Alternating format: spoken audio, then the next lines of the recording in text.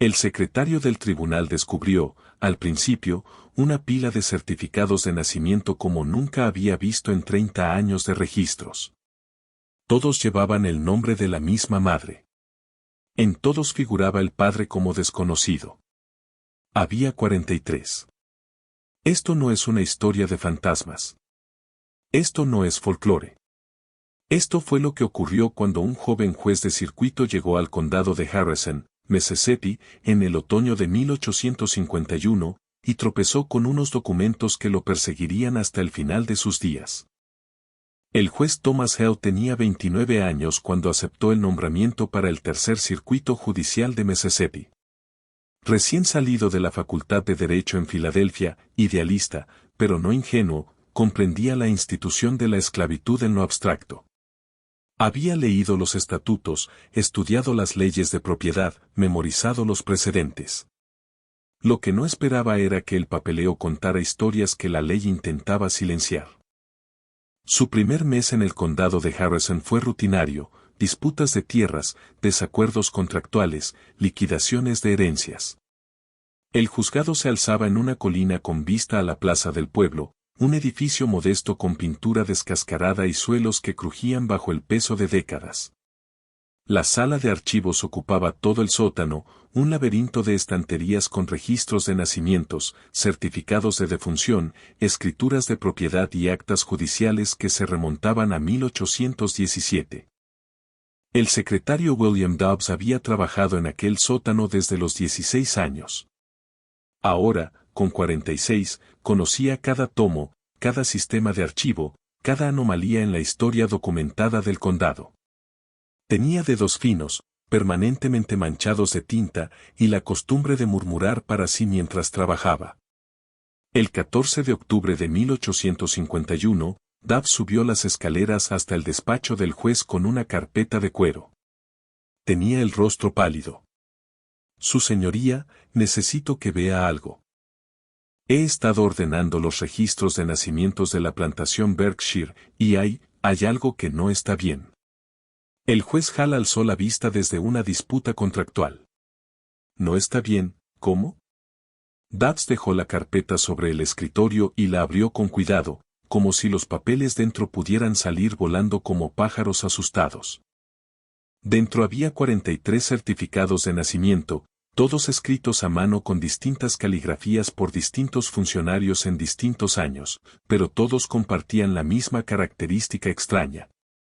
Asterisco madre asterisco asterisco Sarah. Asterisco padre asterisco asterisco desconocido. Todos y cada uno. El juez frunció el ceño y empezó a examinar los documentos. Los nacimientos abarcaban de 1829 a 1851, 22 años. Aparecían los nombres de los niños. Samuel, nacido en marzo de 1829.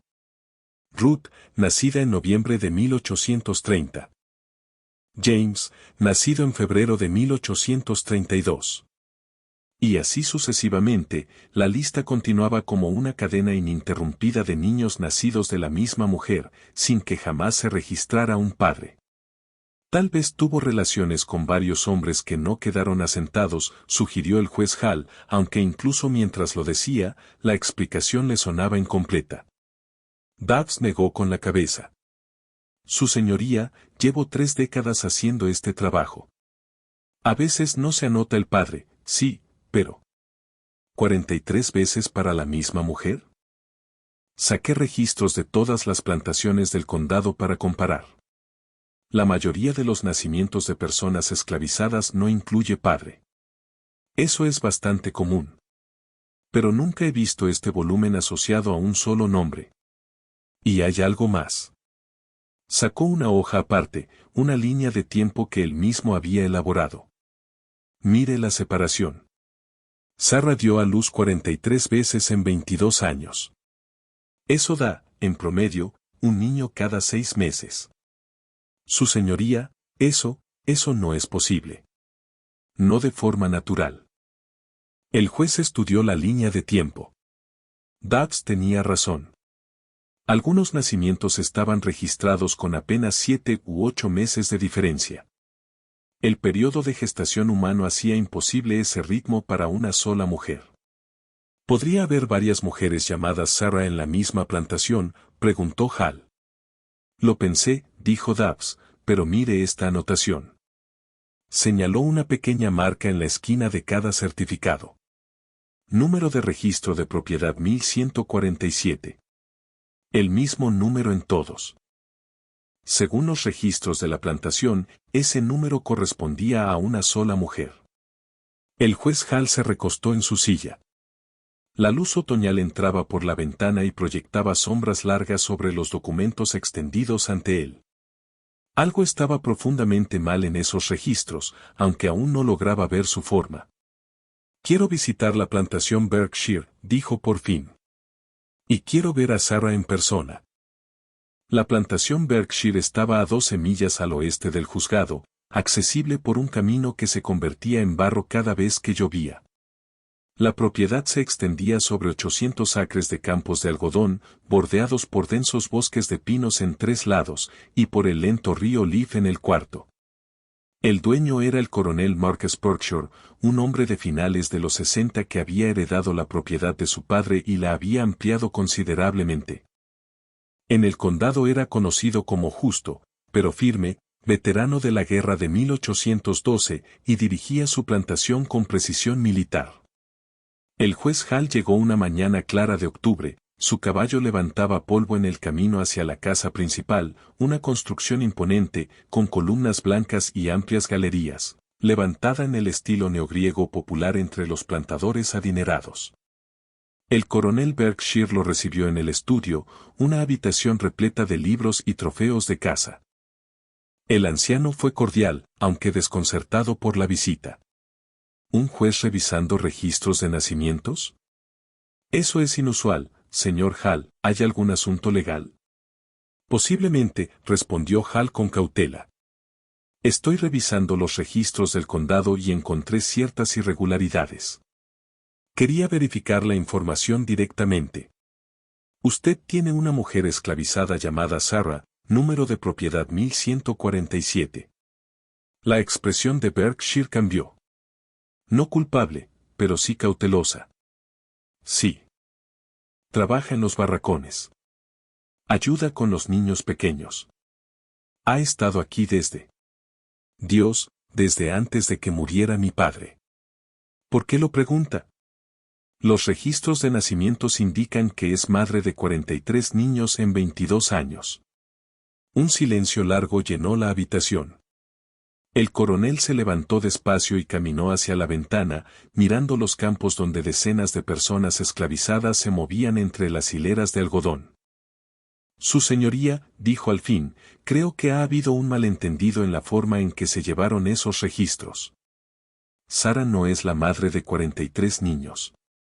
Es la partera. La explicación era simple, casi vergonzosamente simple. Sarah había asistido partos en la plantación durante más de 2 décadas. Algún encargado, en algún momento, la había anotado por error, o por descuido, como madre en lugar de partera en los certificados de nacimiento. El error se repitió durante años, creando la apariencia de un fenómeno médico imposible. El juez Hal se sintió tonto por no haberlo considerado de inmediato. Claro, un error administrativo acumulado con el tiempo. Tenía todo el sentido. Excepto que no. Esa noche, de regreso en su habitación alquilada sobre la tienda general, Hal no pudo sacudirse la inquietud. Releyó los certificados a la luz de una lámpara. La caligrafía cambiaba de un documento a otro, distintos funcionarios, distintos años, distintos escribientes. ¿Cómo podía repetirse el mismo error, por decenas de personas diferentes, durante más de 2 décadas? Examinó los certificados con mayor atención. Cada uno estaba firmado por el médico o el registrador responsable, nombres que reconocía, el Dr. Samuel Perkins, el Dr. James Willoughby, el registrador del condado Henry Moss, todos hombres respetados, ya fallecidos. ¿Habían cometido todos el mismo error? A la mañana siguiente, Hal volvió al sótano del juzgado. Señor Dabbs, muéstreme el procedimiento estándar para registrar nacimientos de personas esclavizadas. Dabbs sacó el Manual del Condado, publicado en 1823. El proceso era claro: el médico o la partera que atendía el parto informaba el nacimiento al registrador dentro de 30 días. El registrador anotaba el nombre de la madre, el nombre y el sexo del niño, la plantación y el padre si se conocía. ¿En qué parte de este proceso se registraría el nombre de la partera?, preguntó Hall. Aquí, respondió Dabbs, señalando una columna aparte. Atendido por. Está separada del nombre de la madre. Hall sintió una certeza helada asentarse en el estómago. Traiga todos los registros de nacimientos de la plantación Berkshire de los últimos 25 años, ordenó. Todos. A Dabbs le tomó 3 días. Cuando terminó, había compilado un libro mayor con 217 nacimientos en Berkshire entre 1826 y 1851. De esos, 194 listaban correctamente distintas madres y distintas parteras o médicos.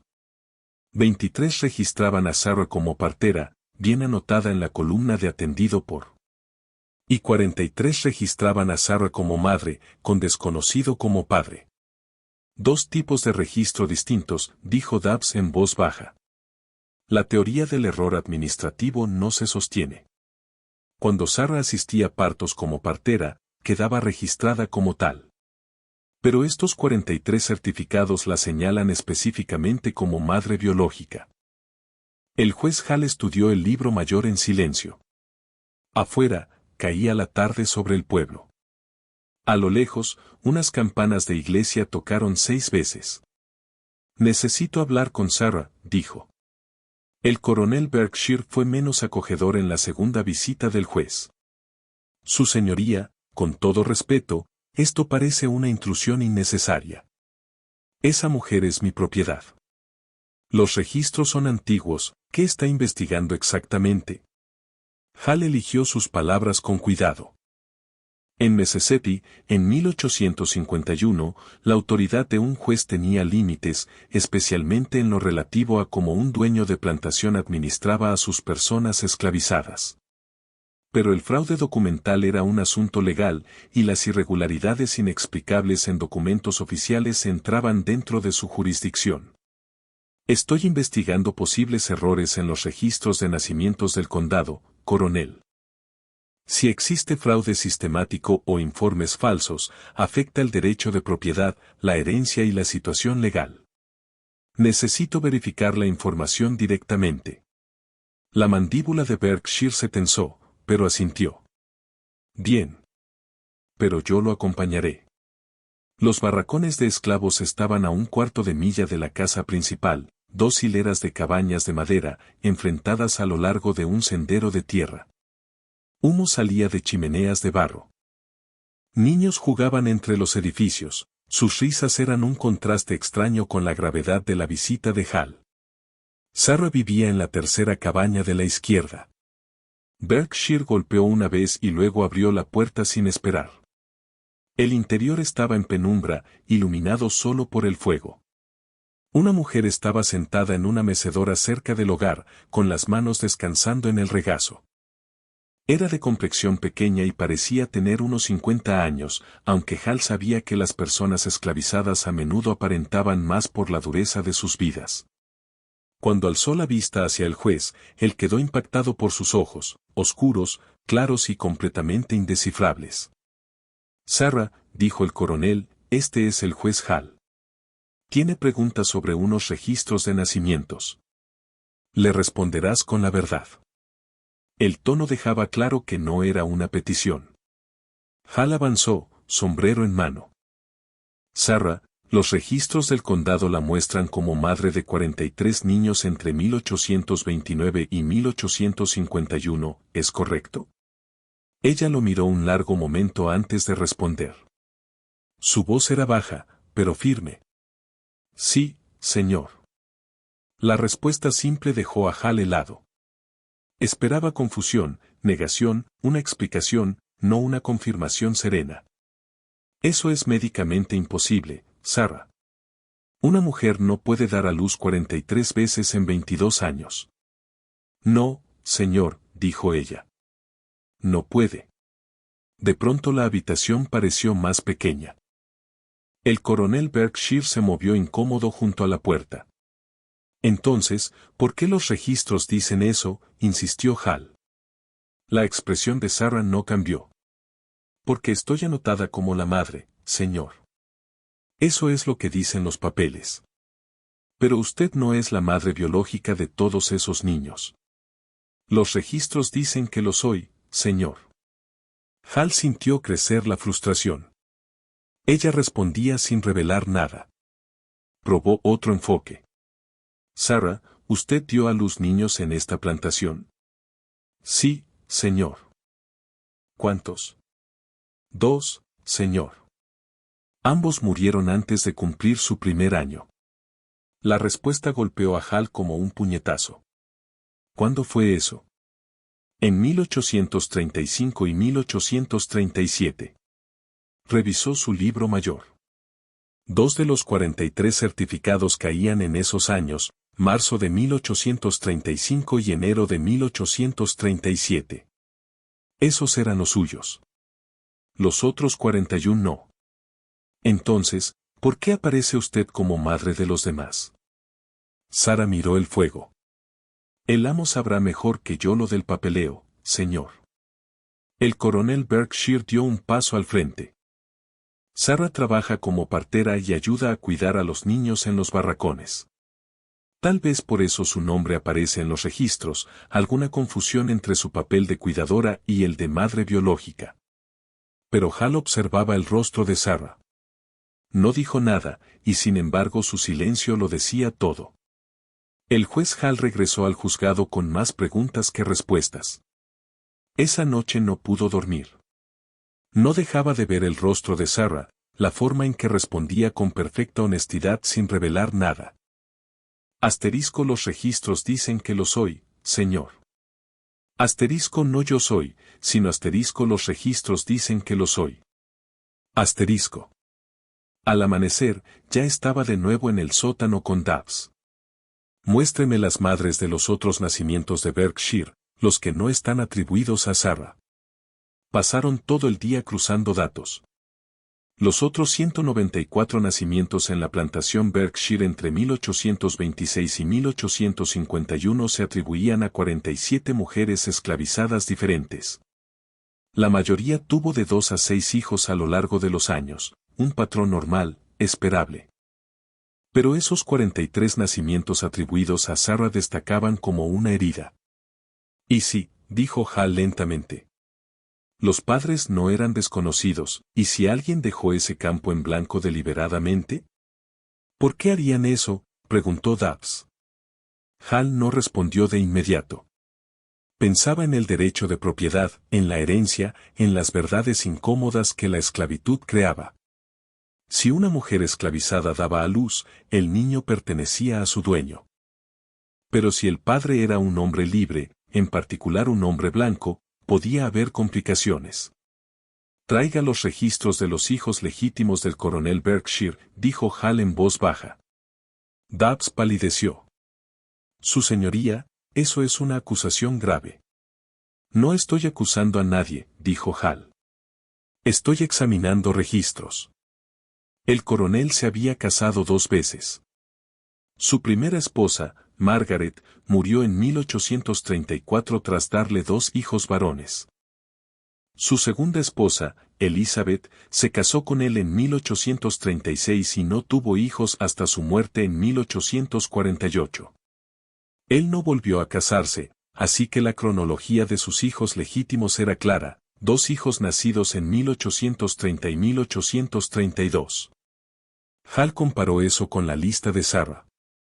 Los 43 nacimientos atribuidos a Sarah empezaban en 1829 y continuaban hasta 1851, mucho después de la muerte de la segunda esposa del coronel. Pero el patrón no encajaba del todo. Si el coronel era el padre, ¿por qué usar el nombre de Sarah? ¿Por qué no anotar a las madres reales? A menos que... A Hal se le heló la sangre al surgir una nueva posibilidad. Señor Dabbs, necesito los registros de defunción de la plantación Berkshire, dijo. Todos. Las manos del secretario temblaron levemente al sacar los volúmenes. Había trabajado en ese sótano lo suficiente como para intuir cuando algo oscuro estaba saliendo a la superficie. Los registros de defunción contaban una historia sombría, pero esperable. Las personas esclavizadas morían por enfermedades, agotamiento, accidentes, complicaciones del parto. La plantación había perdido 93 trabajadores esclavizados en 25 años, una tasa de mortalidad tristemente común para la época y la región. Pero cuando Hal cruzó las muertes con los registros de nacimientos, apareció un patrón que le revolvió el estómago. 17 mujeres esclavizadas habían muerto en la plantación Berkshire entre 1829 y 1851. De esas 17, 12 murieron durante el parto o en las semanas posteriores. Sus bebés habían sobrevivido. Y sus certificados de nacimiento listaban a Sarah como la madre. Dios mío, susurró Dabbs. El cuadro se volvía horriblemente claro. Sarah no estaba dando a luz 43 niños. Estaba siendo anotada como la madre legal de niños cuyas madres biológicas habían muerto. ¿Pero por qué? Hal caminó de un lado a otro del sótano, con la mente a toda velocidad. En el marco legal de la esclavitud, los hijos seguían la condición de la madre. Si una mujer esclavizada moría en el parto, el bebé seguía perteneciendo al dueño de la plantación, el estatus se heredaba por la condición esclavizada materna. Pero sustituir el nombre de la madre muerta por el de Sarah en documentos oficiales. Eso era fraude. Eso era falsificación deliberada de documentos legales, a menos que existiera una razón por la que esas madres biológicas no pudieran ser nombradas. Dabbs, dijo Hal, necesito que encuentre algo por mí. Verifique si alguna de esas 17 mujeres que murieron en el parto tiene otros hijos registrados, nacimientos anteriores al que las mató. El secretario trabajó toda la noche. Por la mañana, tenía la respuesta. 16 de las 17 mujeres no tenían otros nacimientos registrados.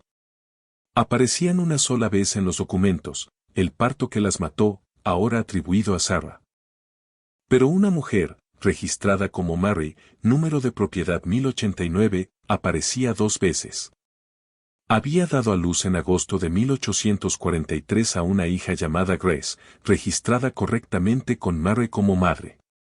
Luego, en junio de 1845, murió en el parto. Pero ese certificado de nacimiento listaba a Sarah como la madre. ¿Por qué el primer hijo de Mary queda bajo su nombre?, preguntó Hal en voz alta, y el segundo bajo el de Sarah. Dabbs se había quedado lívido.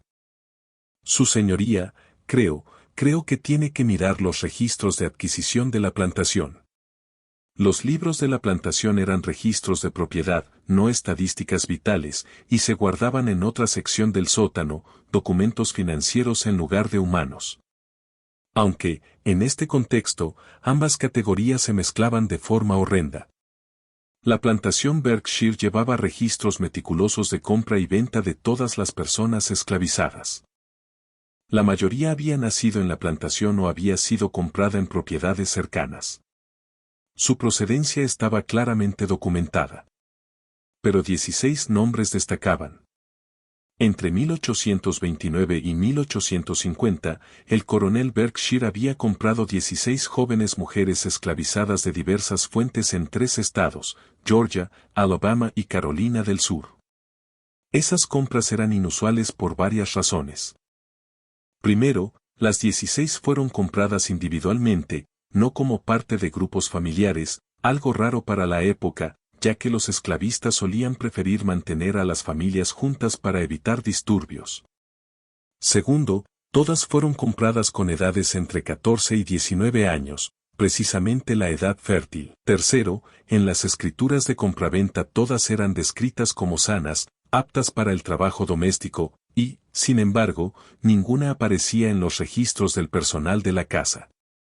Habían sido asignadas a los barracones del campo.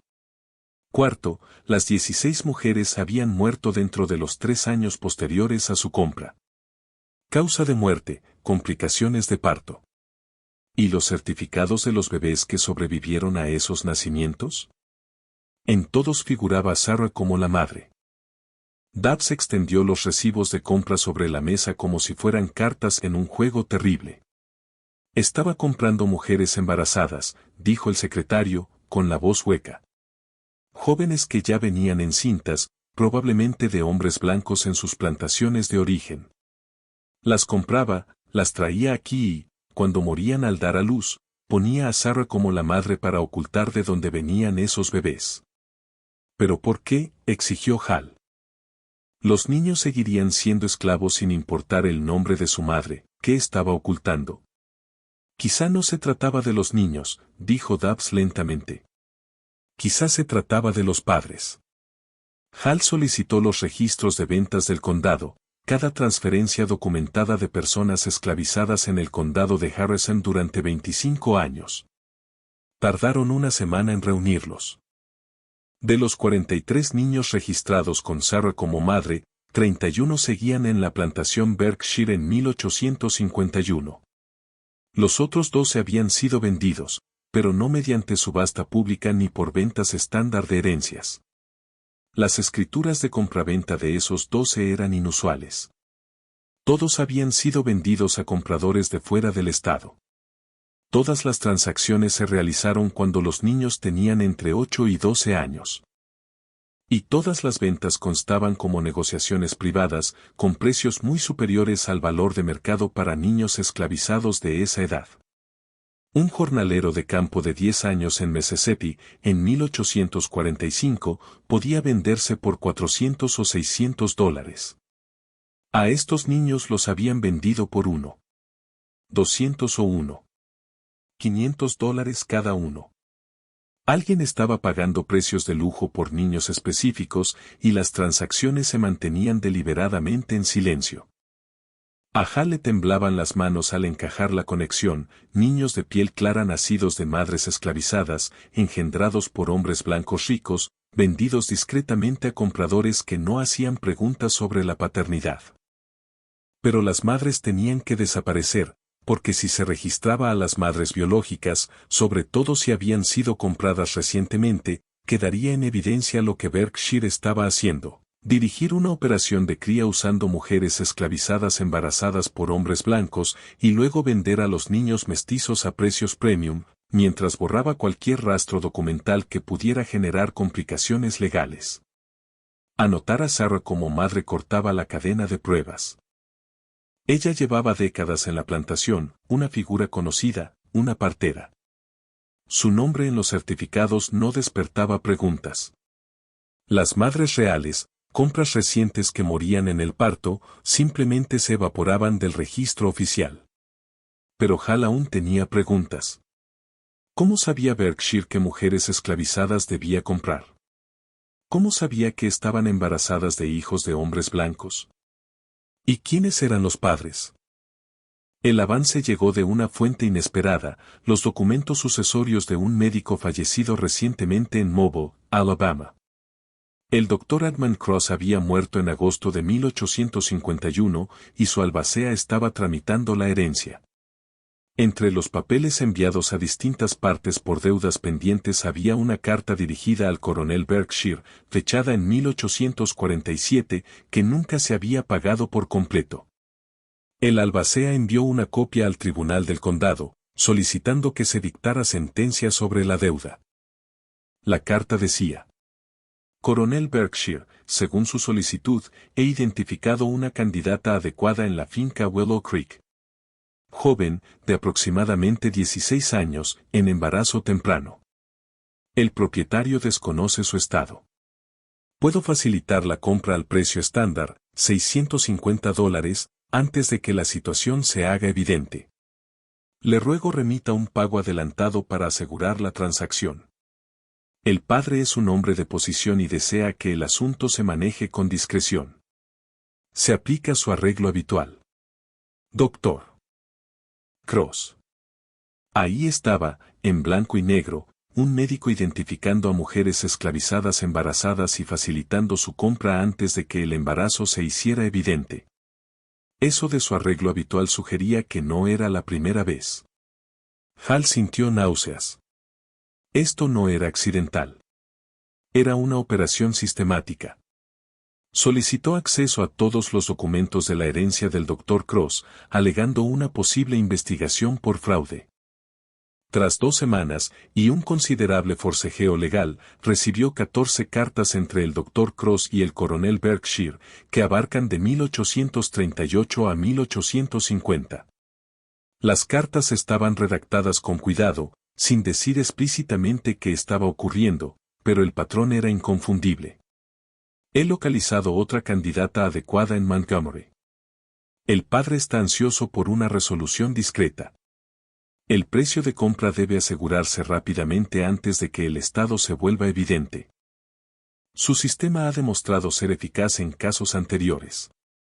El Dr. Cross había estado trabajando con médicos, capataces de plantaciones e incluso clérigos en 3 estados para identificar a adolescentes esclavizadas que habían sido embarazadas por hombres blancos, con frecuencia los dueños de las plantaciones, sus hijos o propietarios vecinos. Esos hombres querían que el problema desapareciera sin enredos legales ni escándalo social. El Dr. Cross avisaba al coronel Berkshire, quien compraba a la joven al precio estándar antes de que el embarazo se notara. La llevaban a la plantación Berkshire. Daba a luz, y a menudo moría en el proceso por su corta edad, malas condiciones prenatales o complicaciones. Si sobrevivía al parto, con frecuencia moría dentro de 1 año, posiblemente por embarazos posteriores o simplemente por ser trabajada hasta morir. Mientras tanto, los bebés aparecían registrados con Sarah como madre, cortando cualquier vínculo legal con sus madres o padres biológicos. Luego, esos niños o bien se quedaban como trabajadores de la plantación, o eran vendidos discretamente a precios premium a compradores que valoraban a personas esclavizadas de piel clara.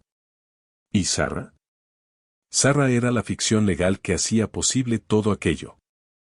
Al ponerla como madre, Berkshire creaba un papeleo limpio que no hacía preguntas incómodas. Pero quedaba una pregunta. ¿Sarah lo sabía? ¿Estaba de acuerdo con eso?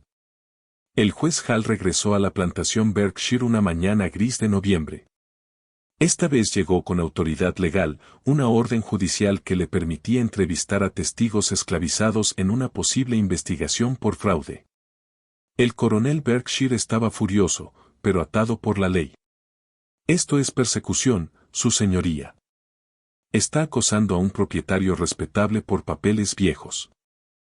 Estoy investigando fraude sistemático en los registros del condado, respondió Hall con calma. Si no tiene nada que ocultar, coronel, las entrevistas lo aclararán rápidamente.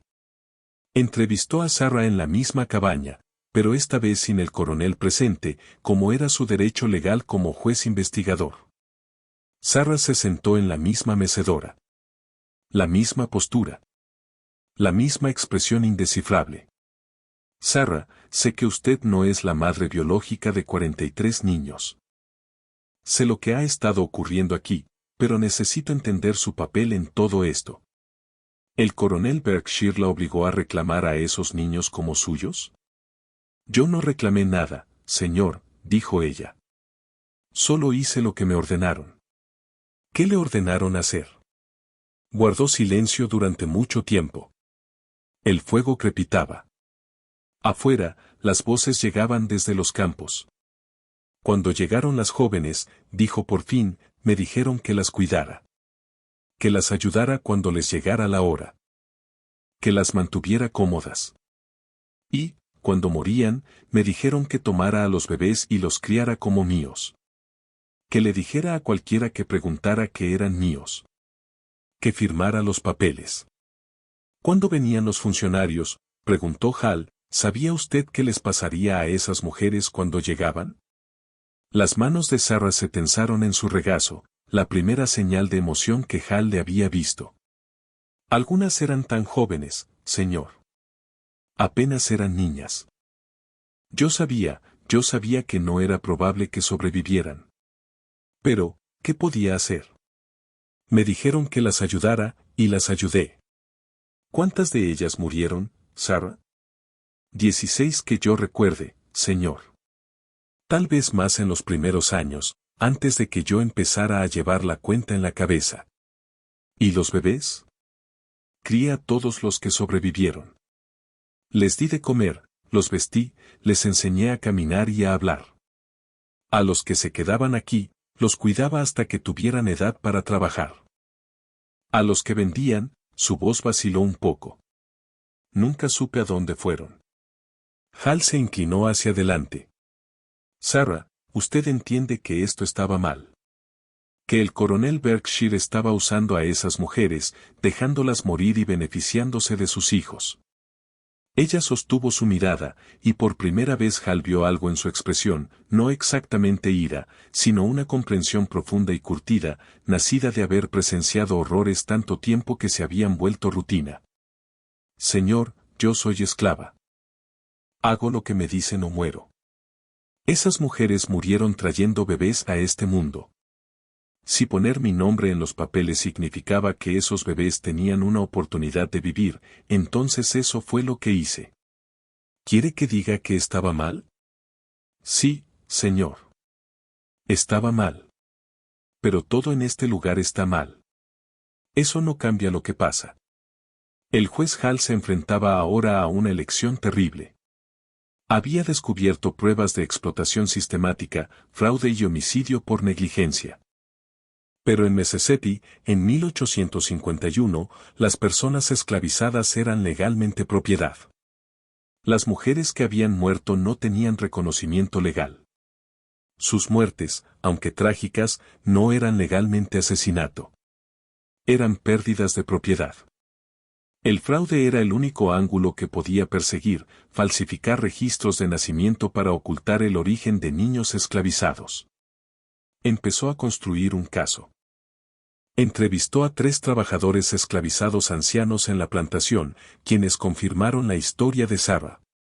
Recordaban la llegada de las jóvenes embarazadas, su permanencia en los barracones durante unos meses y luego su desaparición. Recordaban a Sarah llevándose a los bebés. Obtuvo testimonio de un antiguo capataz que había dejado el empleo de Berkshire en 1846. El hombre, ahora trabajando en una plantación en Luisiana, admitió en una declaración que se le había ordenado mantener a las mujeres embarazadas separadas e informar sobre su estado únicamente al coronel.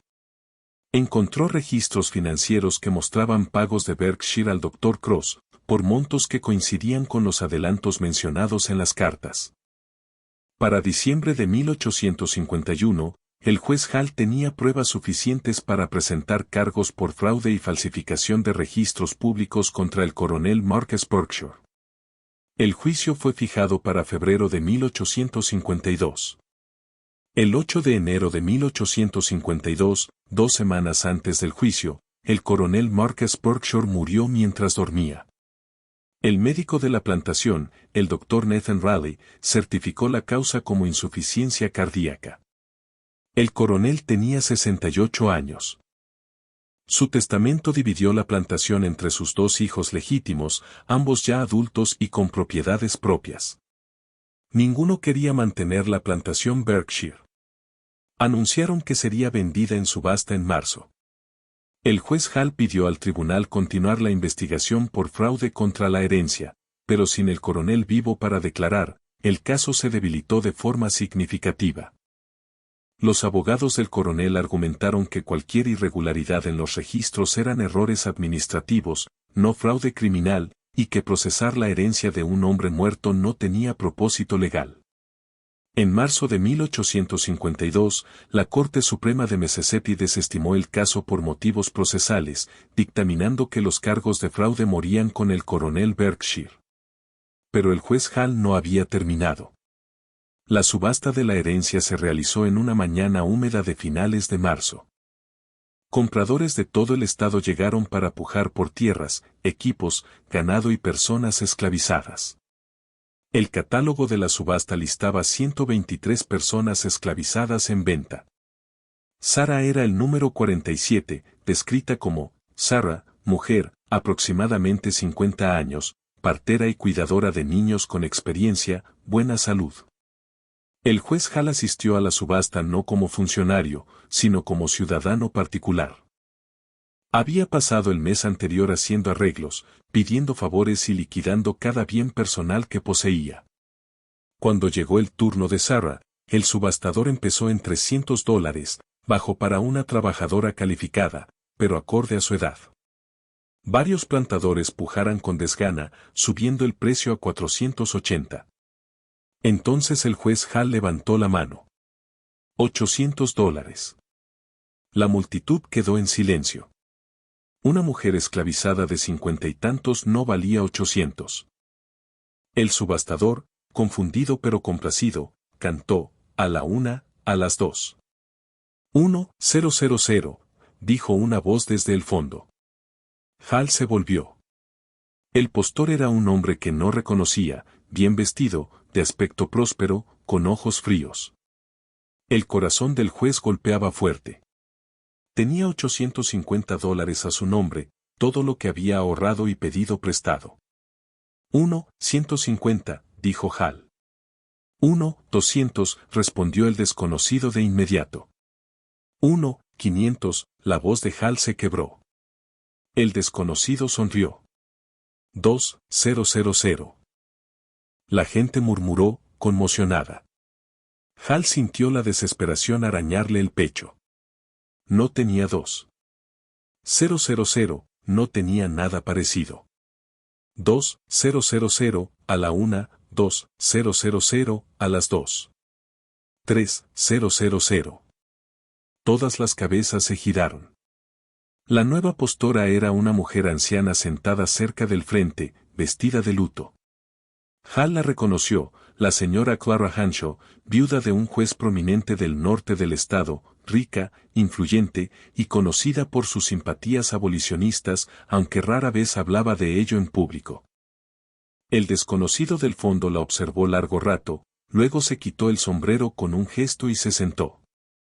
No la superaría en público. 3,000, a la 1, a las 2, vendida a la señora Ensab. Después de la subasta, la señora Ensab se acercó al juez Hall en las escalinatas del juzgado. Tenía 72 años, cabello blanco y ojos afilados que no se le escapaban. Señor Hall, dijo, he seguido su investigación. Hizo un buen trabajo, aunque la ley no lograra hacer justicia. Usted compró a Sarah, dijo Hall, todavía aturdido. $3,000. Así es. Y mañana la manumitiré, le concederé libertad legal. Se lo ha ganado, y mucho más. ¿Por qué? La pregunta le salió de golpe. ¿Por qué gastar esa fortuna en una sola mujer? La señora Ensab lo miró con algo parecido a la compasión. Porque usted intentaba salvarla, joven, y no tenía los recursos. Porque ese hombre que pujaba contra usted probablemente estaba conectado con una de las familias cuyos secretos el silencio de Sarah ha protegido todos estos años. Y porque Sarah sabe cosas, nombres, rostros, fechas. Ha guardado esos secretos para sobrevivir. Pero libre y protegida, quizá decida hablar. Hall sintió una chispa de esperanza. Testificará, dirá los nombres de los padres. La anciana negó con la cabeza. No, y yo no se lo pediré. Sarah ha sobrevivido sabiendo cuándo hablar y cuándo callar. Forzarla a testificar le pondría una diana en la espalda y no lograría nada. Los hombres implicados son poderosos. Los niños están dispersos. Y el sistema legal no castigará a los hombres blancos por lo que hicieron a mujeres esclavizadas. Usted lo sabe tan bien como yo. Tenía razón, y Hall lo odiaba. Entonces, ¿qué pasa ahora?, preguntó él. Ahora Sarah vendrá a vivir a mi propiedad en Natchez. Tendrá una cabaña, un jardín, sus papeles de libertad y paz. Los niños que siguen en Berkshire serán vendidos a otras plantaciones. No hay nada que podamos hacer por ellos. La verdad queda enterrada, y Sarah podrá vivir los años que le queden sin mirar por encima del hombro. Eso no es justicia, dijo Hall con amargura. No, respondió la señora Ensab. No lo es. pero es supervivencia, y a veces eso es lo único que podemos ofrecer. El juez Hall pasó el mes siguiente rastreando qué ocurrió con los 31 niños que habían sido registrados como hijos de Sarah y que permanecían en la plantación Berkshire en el momento de la subasta. Fueron dispersados en la venta de la herencia, 19 vendidos a plantaciones en Mississippi y Luisiana, 7 comprados por los hijos del coronel y repartidos entre sus propiedades, 5 comprados por el misterioso desconocido que había pujado contra Hall por Sarah. Su destino era desconocido. De los 12 niños vendidos antes de la subasta de la herencia, los que habían alcanzado precios premium, Hall solo pudo rastrear a 4. Uno fue llevado a Boston y, de forma sorprendente, fue liberado por su comprador en 1849. 2 fueron vendidos a una plantación en Virginia y murieron de fiebre en 1850. Uno escapó de una plantación en Kentucky en 1850 y desapareció, posiblemente llegando al norte por el ferrocarril subterráneo. Los otros 8 se perdieron en la vasta maquinaria de la esclavitud, con destinos no registrados. En cuanto a las 16 jóvenes cuyas muertes Sarah había presenciado, las cuyos bebés fueron registrados bajo el nombre de Sarah, Hall descubrió que 15 de ellas no tenían ninguna otra historia documentada. Aparecían en los libros de compra, luego en los registros de defunción y en ninguna otra parte. Sin lazos familiares. Sin antiguos dueños preguntando por ellas. Sin huellas más allá de su breve y fatal tiempo en Berkshire. Pero un nombre apareció en otro contexto. Murray, número de propiedad 1089, que había dado a luz 2 veces, una vez a Grace en 1843, y luego murió en el parto en 1845. Grace fue vendida en 1850 a un comprador privado en Charleston. La escritura la describía como mulata, de 7 años, apta para servicio doméstico. Vendida por $900, muy por encima del valor de mercado. Hall encontró un documento más, una carta del comprador de Charleston dirigida a la herencia del coronel, fechada en febrero de 1852, preguntando si había otras de calidad similar disponibles para comprar. El hombre estaba buscando niños esclavizados de piel clara y sabía que la plantación Berkshire era el lugar para encontrarlos. El 3 de abril de 1852, la señora Clara Hanshaw presentó en el juzgado de Natchez los papeles de manumisión que liberaban a Sarah. El documento era sencillo, legal e irreversible. El juez Hall viajó a Natchez para presenciarlo. Sarah se presentó ante el secretario con un vestido sencillo que la señora Ensab le había dado y recibió sus papeles de libertad, el documento legal que declaraba que ya no era propiedad, sino una mujer de color libre. Sostuvo los papeles con cuidado, como si pudieran deshacerse entre sus manos. ¿Qué hará ahora?, le preguntó Hall después, cuando estaban sentados en el porche de la propiedad de la señora Ensab, con vista al río Mississippi. Sarah guardó silencio durante largo rato.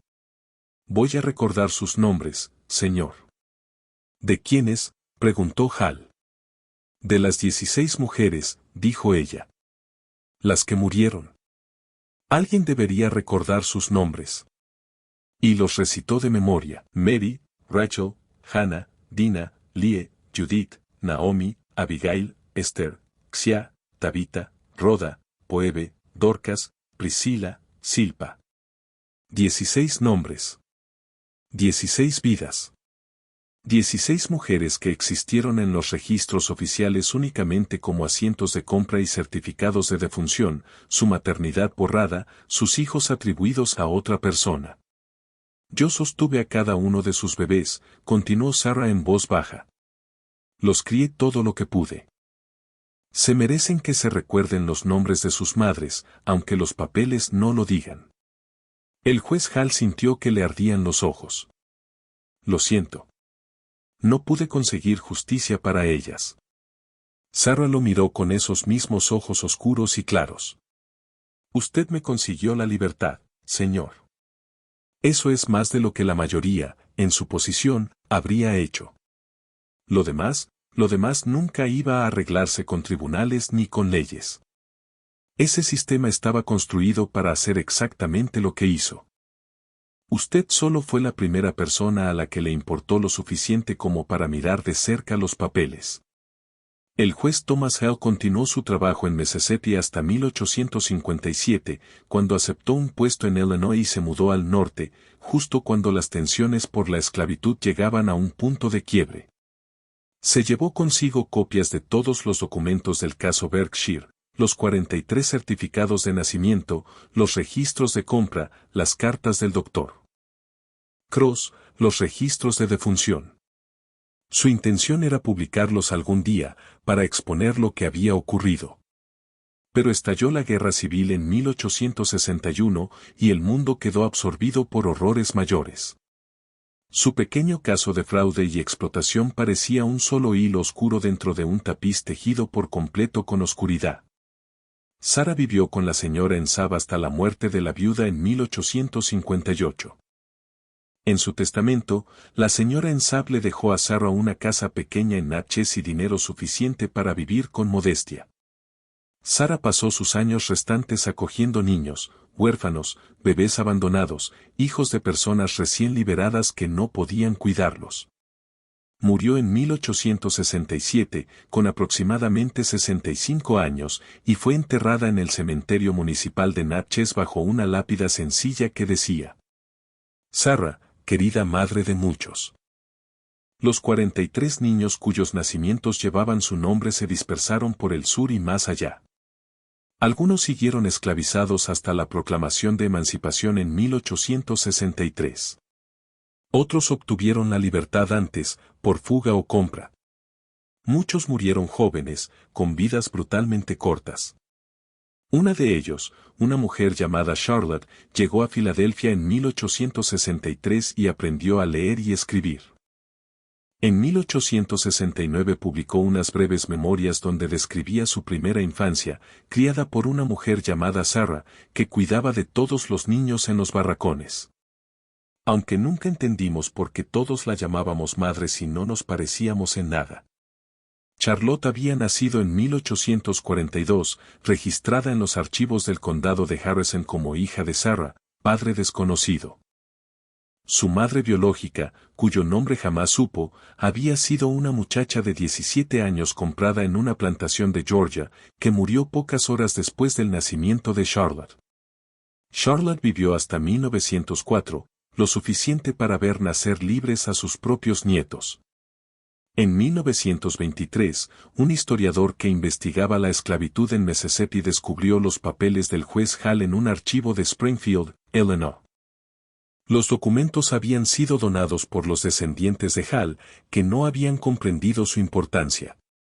El historiador publicó un artículo titulado Registros de nacimiento fraudulentos y el ocultamiento de la explotación, un estudio de caso del condado de Harrison, Mississippi. El artículo detallaba el caso Berkshire, nombrando al coronel Berkshire, al Dr. Edmund Cross y describiendo la operación sistemática que habían llevado a cabo. Generó un interés académico menor, pero poca atención pública. Para 1923, los horrores de la esclavitud estaban siendo activamente olvidados por gran parte de la población blanca de Estados Unidos, y los estudios académicos sobre fraude administrativo no acaparaban titulares. Los 43 certificados de nacimiento permanecieron en los archivos estatales de Mississippi, aún listando a Sarah como madre, padre desconocido. Los registros nunca fueron corregidos. Hasta hoy, si buscas los registros de nacimiento del condado de Harrison entre 1829 y 1851, los encontrarás. Documentos oficiales que afirman que una sola mujer dio a luz a 43 hijos en 22 años. La verdad detrás de esos certificados, 16 jóvenes compradas embarazadas, muriendo en el parto, sus bebés entregados a Sarah para que los criara y los reclamara como suyos. Su existencia ocultada para proteger a hombres blancos ricos del escándalo y de complicaciones legales, solo existe en las notas de investigación del juez Hall y en el artículo del historiador de 1923. La historia oficial termina ahí: fraude descubierto, culpable muerto antes del juicio, una mujer liberada, el resto perdido para la historia. Pero hay cosas que los registros no capturan, sombras entre los hechos documentados que plantean preguntas a cualquiera que examine este caso con atención.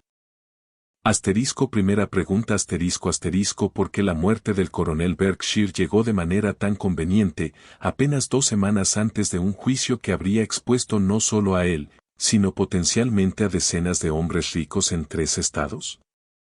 El Dr. Raleigh, que certificó la muerte como insuficiencia cardíaca natural, había sido el médico de la familia Berkshire durante 20 años. Sus registros financieros muestran que recibió un pago de $500 de la herencia del coronel en enero de 1852, anotado como servicios finales prestados, una suma inusualmente alta por certificar una muerte.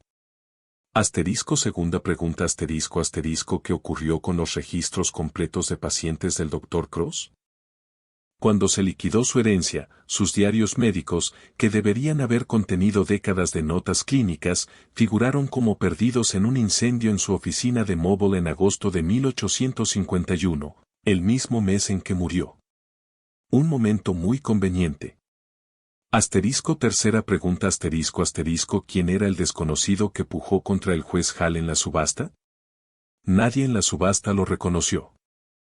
Llegó en un carruaje costoso, pujando con agresividad por Sarah en particular, sin mostrar interés por ningún otro lote, y luego desapareció cuando la señora Ensab lo superó. Más tarde, Hall intentó encontrar registros de su identidad, pero no halló nada, ni registro de hotel, ni registros de propiedad, ni rastro alguno. Cuarta pregunta ¿cómo supo la señora Ensab que debía asistir a esa subasta específica? Vivía a 80 millas y nunca antes había comprado personas esclavizadas. Sin embargo, llegó con conocimiento preciso de lo que estaba ocurriendo, ofertó exactamente lo suficiente para impedir que el desconocido comprara a Sarah, y ya tenía preparados los papeles de manumisión antes de que la subasta siquiera se realizara. Cuando el juez Hall le preguntó por esto, ella simplemente sonrió y dijo: «Tengo amigos que me mantienen informada sobre injusticias, señor Hall. Dejémoslo así». En 1872, 7 años después de que terminara la guerra civil, un trabajador de la oficina de Libertos en Natchez entrevistó a decenas de personas anteriormente esclavizadas para un proyecto gubernamental de documentación. Una entrevista fue con una mujer anciana, identificada solo como Charlotte, de 30 años, anteriormente esclavizada en Mississippi. Era la misma Charlotte que más tarde publicaría sus memorias. El entrevistador le preguntó sobre su historia familiar.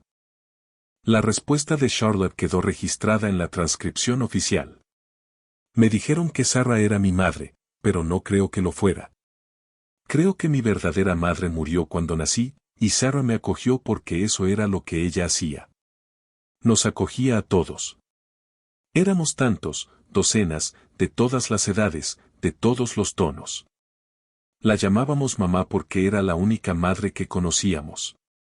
Pero tarde en la noche, a veces se sentaba junto al fuego y susurraba nombres.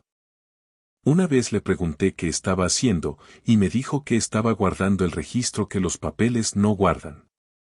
No lo entendí hasta que crecí». El entrevistador anotó que Charlotte creía que Sarah había memorizado los nombres de las madres biológicas de los niños que crió, preservando su existencia de la única forma que le era posible, memoria oral, transmitida en susurros, nunca escrita. Cuando Sarah murió en 1867, ese registro oral murió con ella. Las 16 mujeres, Mary, Rachel, Hannah, Dinah, Lie, Judith, Naomi, Abigail, Esther, Xia, Tabitha, Rhoda, Phoebe, Dorcas, Priscilla, Silpa, existen ahora solo en esa única transcripción de entrevista y en las notas de investigación del juez Hall. Los registros oficiales de Mississippi todavía enumeran a Sarah como madre de 43 niños. Padre desconocido. Thomas Hall sirvió como juez en Illinois desde 1857 hasta su retiro en 1889. Se hizo conocido como un jurista justo, pero severo, especialmente en casos de explotación de personas vulnerables. Nunca se casó. Sus colegas lo recordaban como solitario y tenaz, un hombre que cargaba el peso de casos que nunca podían resolverse de manera adecuada. Entre sus papeles privados, descubiertos tras su muerte en 1891, había una entrada de diario fechada el 12 de noviembre de 1851. He visto la maquinaria del mal, y está hecha de papeleo, no de violencia, aunque la violencia esté ahí, no de crueldad, aunque la crueldad abunde, sino de papeleo. Documentos limpios, oficiales, legalmente archivados, que transforman seres humanos en números y números en ganancia. Sarah no figura como madre de 43 niños porque alguien lo creyera cierto. Figura así porque era conveniente, porque ocultaba verdades incómodas, porque hacía que el sistema funcionara sin tropiezos. He aprendido que la ley puede ser una herramienta para la justicia, o una herramienta para ocultar la injusticia. Los mismos formularios, los mismos procedimientos, los mismos tribunales. ¿Qué determina a qué propósito sirve? La conciencia de quienes la manejan. Intenté manejarla con justicia. No sé si lo logré. Entre sus papeles también había una lista de nombres, las 16 mujeres que Sarah había mencionado, escrita con la cuidadosa letra de Hal. Junto a cada nombre había una sola palabra. Asterisco recordada. Tras la subasta, la plantación Berkshire fue comprada por un consorcio algodonero de Natchez y operó hasta 1863, cuando tropas de la Unión incendiaron la casa principal durante una incursión. La propiedad fue abandonada y, con el tiempo, subdividida. Los barracones donde Sarah había vivido y criado a 43 niños que no eran suyos quedaron vacíos durante décadas, derrumbándose lentamente por el clima y el abandono. Para 1900 no quedaba nada salvo piedras de cimientos y unas pocas chimeneas colapsadas. Pero la gente local, especialmente los hombres liberados y sus descendientes, recordaba el lugar. Lo llamaban el barrio de Sarah, aunque la mayoría ya había olvidado por qué. En 1934, durante la Gran Depresión, un proyecto de la WPA que documentaba sitios históricos en Mississippi envió trabajadores a cartografiar antiguas plantaciones. En el sitio de Berkshire encontraron los cimientos e entrevistaron a residentes ancianos sobre la historia de la propiedad. Una mujer de 92 años les dijo, mi abuela nació allí. Decía que había una mujer llamada Sarah que cuidaba de todos los niños. Mi abuela decía que Sarah no era realmente su madre, pero era la única madre que tenían. Decía que Sarah les cantaba por la noche canciones viejas sobre Moisés y el río. Mi abuela dijo que entendió mejor esas canciones después de ser libre. Los trabajadores de la WPA lo documentaron como folclore local y siguieron adelante. El caso Berkshire plantea preguntas que los historiadores todavía discuten. ¿Qué tan extendida estaba esta práctica? La evidencia sugiere que el coronel Berkshire no era único. La existencia de una red de médicos que identificaba a muchachas esclavizadas embarazadas, el mercado dispuesto a pagar por niños esclavizados de piel clara, el sofisticado sistema de fraude, todo apunta a prácticas establecidas, no a incidentes aislados. ¿Cuántas otras Sarah existieron en el sur, mujeres cuyos nombres aparecían en decenas de certificados de nacimiento como ficciones legales para ocultar la explotación y la muerte de madres jóvenes? ¿Cuántos niños crecieron sin conocer los nombres de sus madres biológicas, criados por mujeres que cargaban el secreto de sus verdaderos orígenes? Y lo más inquietante, ¿quiénes eran los padres? Las cartas del Dr. Cross mencionaban hombres de posición que querían una resolución discreta. Los precios premium pagados por ciertos niños sugerían compradores que valoraban la piel clara, lo que implica que los padres eran blancos. El elaborado sistema para ocultar la filiación sugiere que esos padres tenían posiciones sociales que proteger. ¿Eran dueños de plantaciones como el coronel Berkshire? ¿Sus hijos? ¿Capataces? ¿Vecinos? ¿Socios comerciales? ¿Clérigos? Los registros nunca nos lo dirán. Los padres figuran como desconocidos en cada certificado, y siguieron siendo desconocidos, protegidos por el mismo papeleo que borró los nombres de las madres. La última referencia documentada a Sarah aparece en el Censo Federal de 1870 en Natchez, Mississippi, figura como residente de la propiedad en Saab, ahora en manos de la sobrina de la señora en Saab, Sarah, sin apellido, negra, mujer, 65 años, ocupación, partera, estatus, libre. Murió menos de 3 años después. El breve obituario en el periódico de Natchez del 14 de marzo de 1867 decía: Sarah, una mujer de color anteriormente esclavizada, murió el martes en la residencia en Saab. Era conocida en la comunidad por su trabajo como partera y por su bondad con los niños. No deja familia inmediata. Entierro en el cementerio municipal. La frase encierra una ironía terrible. Sarah había sido madre legal de 43 niños.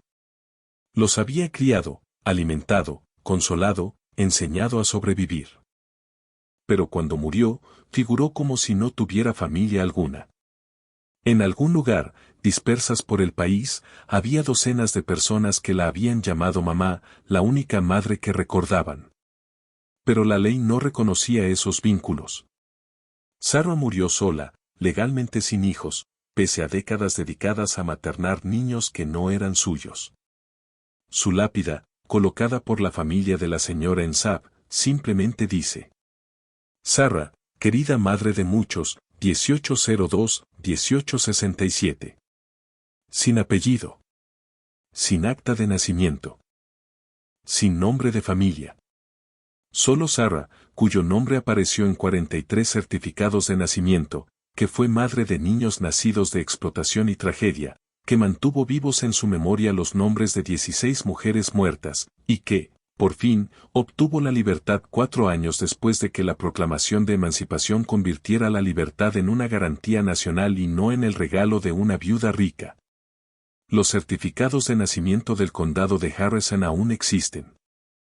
Están guardados en el Departamento de Archivos e Historia de Mississippi, en una bóveda con clima controlado en Jackson. Investigadores que revisan registros de nacimientos del periodo anterior a la guerra a veces tropiezan con ellos: 43 certificados, la misma madre, sin padre, a lo largo de 2 décadas. La mayoría asume un error administrativo y sigue de largo. Pero si tomas los certificados y los examinas con atención, si los comparas con los registros de compra y los registros de defunción, si rastreas las transacciones financieras y lees las cartas del Dr. Cross, la historia real aparece como tinta invisible expuesta a la luz. Una historia de 16 jóvenes compradas embarazadas y trabajadas hasta morir. De 43 niños nacidos en la esclavitud, muchos vendidos lejos, con sus orígenes deliberadamente ocultos.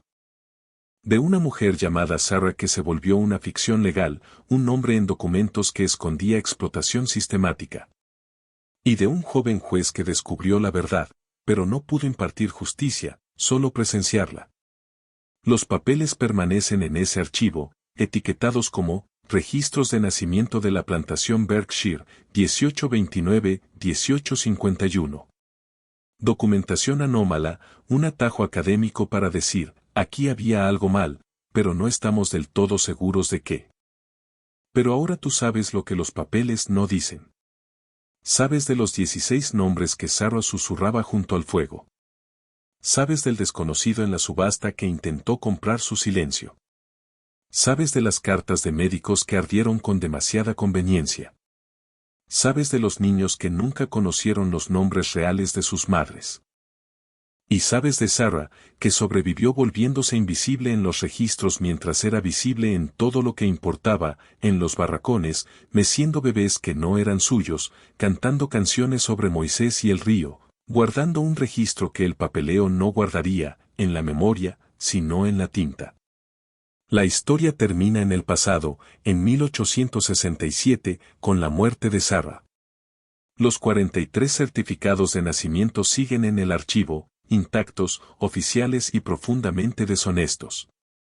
Un monumento a cómo el papeleo puede usarse para ocultar la verdad en lugar de registrarla. Y en algún lugar de Mississippi, aún quedan piedras de cimientos marcando donde estuvo la cabaña de Sarah, donde meció a 43 bebés y susurró 16 nombres que nunca debieron ser olvidados. Ahí termina la historia. Eso es lo que los registros muestran y lo que esconden. Gracias por mirar.